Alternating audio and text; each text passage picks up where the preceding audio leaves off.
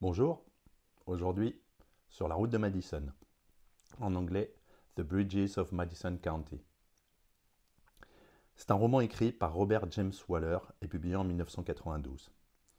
L'histoire, devenue culte, raconte la romance éphémère mais intense entre une femme mariée, Francesca Johnson, et un photographe de passage, Robert Kincaid.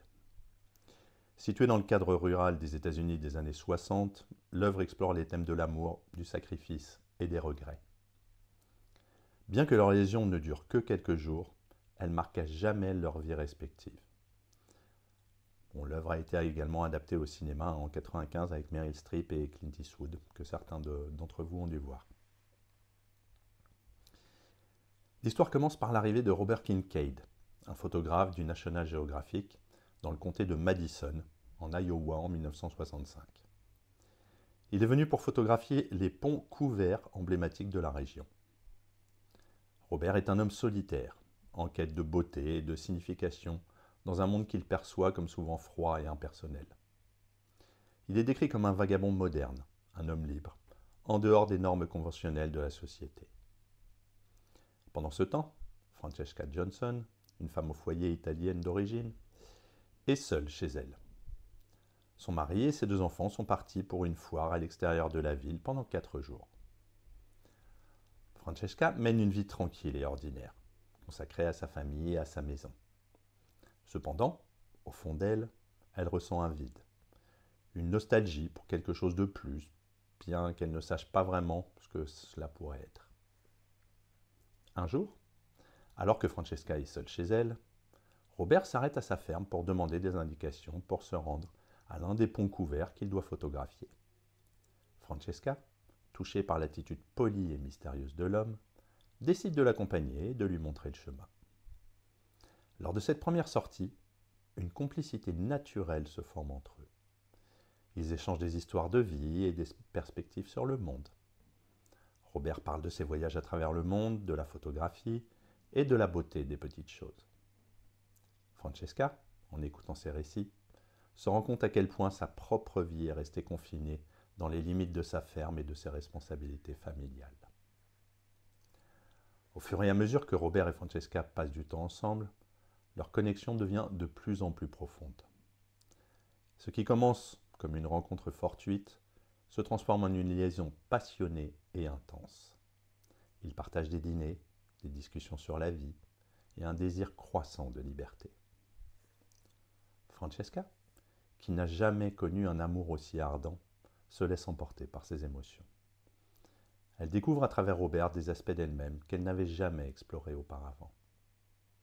Robert, de son côté, est également profondément touché par Francesca. Lui, qui s'était toujours vu comme un solitaire, trouve en elle une âme sœur, une personne qui comprend et partage sa vision du monde. Malgré l'intensité de leur liaison, les deux savent que leur amour est condamné par les circonstances. Francesca est mariée et a des enfants, et Robert continue de mener une vie de nomade, toujours en mouvement. Leurs jours ensemble sont comptés, ce qui rend leur relation encore plus poignante. À mesure que les jours passent et que le départ de Robert approche, Francesca est confrontée à un dilemme déchirant. Elle est profondément amoureuse de Robert, et une partie d'elle envisage de tout abandonner pour partir avec lui. Cependant, elle est également attachée à sa famille et à la vie qu'elle a construite avec son mari. Ses enfants, bien qu'absents pendant ces jours, sont une partie essentielle de son existence. Francesca se débat entre ses obligations familiales et son désir personnel de suivre Robert et de vivre une vie de passion et de liberté. L'amour qu'elle ressent pour lui est puissant, mais elle sait que partir avec lui signifierait briser sa famille et abandonner tout ce qu'elle connaît. Dans une scène centrale du roman, Robert propose à Francesca de partir avec lui. Il lui offre la possibilité de vivre un amour vrai et authentique, loin des conventions et des attentes sociales. Mais Francesca, après une longue réflexion, prend la décision déchirante de rester avec sa famille. Elle se rend compte que, malgré l'intensité de ses sentiments pour Robert, elle ne peut pas abandonner ses enfants, ni trahir son mari. Son devoir envers eux l'emporte sur ses désirs personnels. Robert comprend sa décision bien que ce soit un moment douloureux pour eux deux. Ils quittent le comté de Madison, sachant qu'ils ne se reverront jamais. Francesca, quant à elle, reprend sa vie de femme au foyer, mais elle est à jamais changée par cette expérience. Bien que Francesca ait choisi de rester avec sa famille, elle ne parvient jamais à oublier Robert. Leur liaison, bien que brève, reste un moment déterminant dans sa vie. Chaque jour, elle pense à lui et à ce qu'aurait pu être leur vie ensemble. Elle conserve précieusement les lettres et souvenirs de leur liaison. De son côté, Robert continue sa vie de photographe solitaire, mais il garde toujours en lui le souvenir de Francesca. Il lui écrit des lettres qu'elle lit en secret, mais ils ne se revoient jamais. Leur amour reste une histoire inachevée, une parenthèse de passion dans un monde de devoirs et de sacrifices.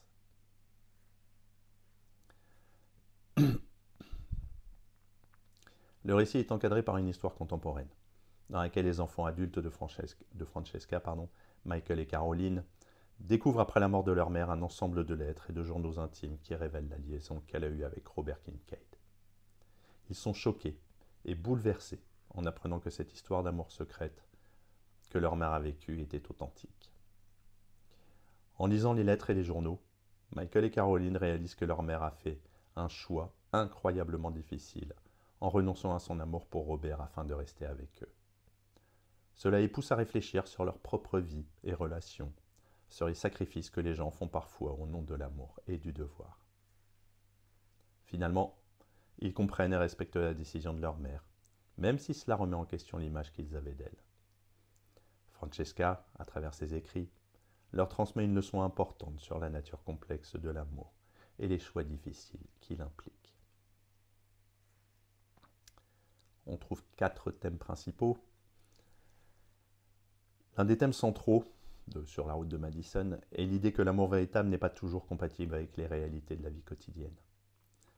Francesca et Robert vivent une passion intense, mais ils sont contraints de se séparer en raison des circonstances. Francesca sacrifie son propre bonheur pour préserver sa famille, ce qui soulève des questions sur la nature du devoir et du sacrifice dans les relations humaines.